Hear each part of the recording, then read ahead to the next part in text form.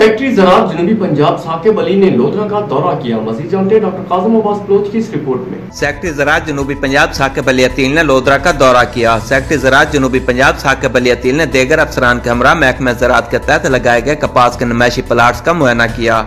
कपास पर सफेद मक्खी, चोस्तेला समेत पेस्ट प्रेशर का जायजा लिया और गुलाबी सुंडी के मॉनिटरिंग के लिए लगाए गए फेरामोन ट्रैप्स को भी चेक किया।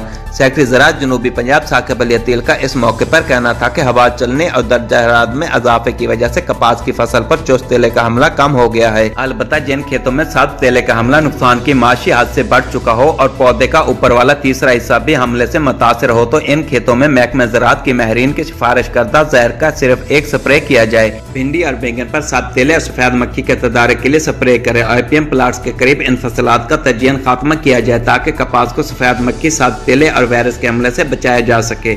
सफेद मक्खी के तदारक के लिए पीले रंग के कपड़े या काल पर ग्रीस लगाकर 8 फी एकड़ इस्तेमाल करें।